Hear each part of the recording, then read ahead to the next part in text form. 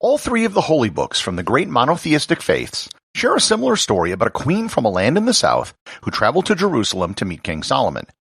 This queen, who is said to have come from a land called Sheba, not only held the fascination of Solomon, but of people for almost 3,000 years. But did she really exist? And if she did, where exactly did she come from? Learn more about the Queen of Sheba on this episode of Everything Everywhere Daily.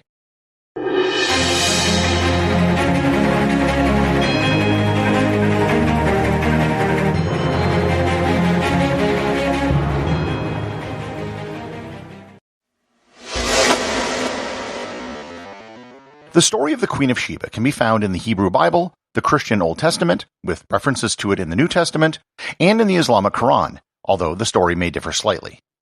Before I get into the history of the queen and her kingdom, I should probably at least give a brief overview of the religious stories.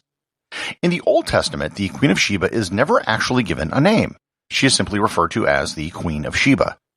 The actual text in the Old Testament isn't very long, so I'll read an abbreviated version of it from the Book of Kings here. Quote, "Now when the Queen of Sheba heard about the fame of Solomon concerning the name of the Lord, she came to test him with difficult questions.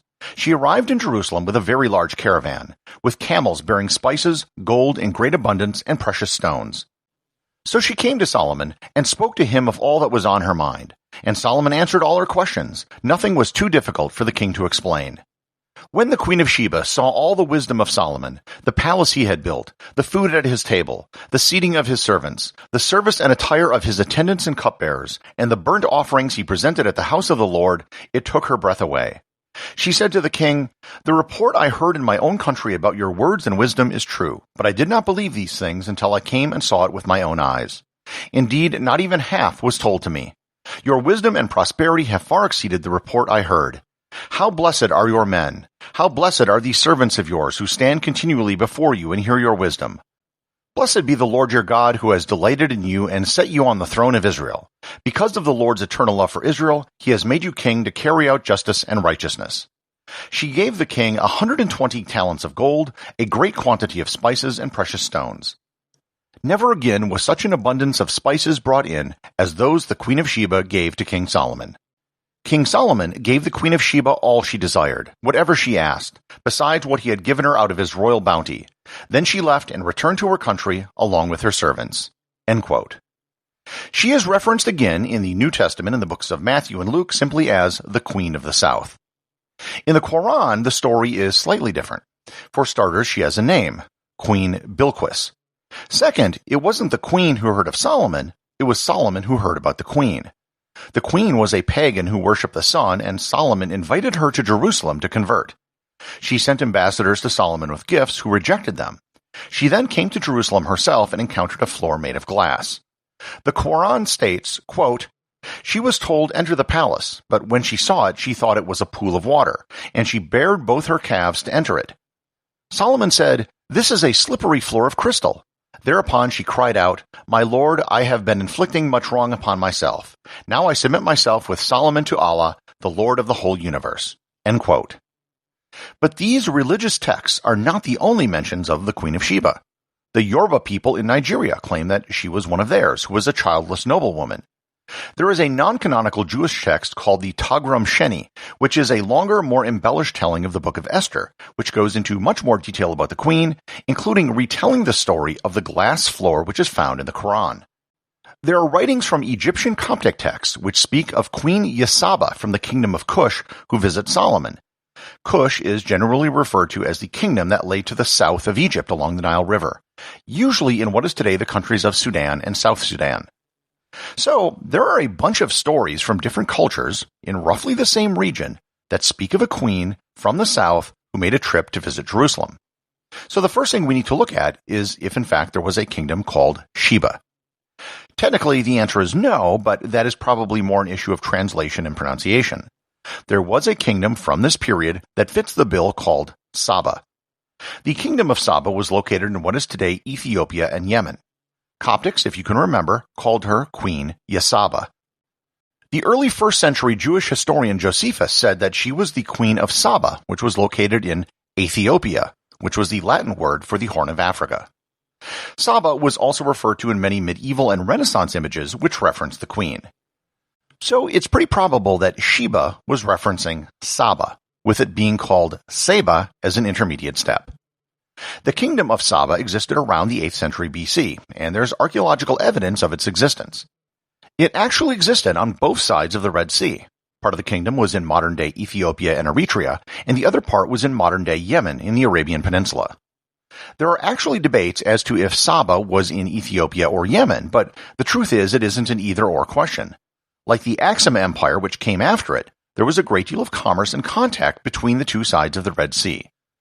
They're actually very close together at this point, with the Bar el Mandeb Strait being only 20 miles or 32 kilometers across at its most narrow point. Saba was by all accounts a rich kingdom. If you remember back to my episode on frankincense and myrrh, these products were grown in the very areas that Saba encompassed, and they were in high demand. And on top of that, it was a prime location to trade other goods from both India and the east coast of Africa. So at least at first glance, Saba checks out as being Sheba. There is, however, one major thing I haven't mentioned yet. In addition to all the references to the Queen of Sheba that I said before, there is one country in particular that places the Queen of Sheba at the center of national mythology: Ethiopia. Ethiopia's national epic is called the Kerba Nagast, which roughly translates to the Glory of the Kings. The Kerba Nagast dates back at least 700 years, and it gives the complete genealogy of the Solomonic dynasty, which was the ruling family of the Ethiopian Empire. In the Kerba Nagast, there is a much longer and much more complete telling of the Queen of Sheba story. For starters, in the story she has a name. Her name is Queen Makeda. A merchant from her kingdom named Tagram went to Jerusalem and returned to Ethiopia and told her of the wonders he saw, so she decided to go see herself. When she arrived, she got along great with Solomon. They would engage in conversations and have debates, and both proved themselves to be very wise. Solomon showered her with gifts, and she agreed to convert to Judaism. The last evening she was in Jerusalem, Solomon offered to let her stay in his palace. He promised that no harm would come to her, and in return, she promised not to take anything of his.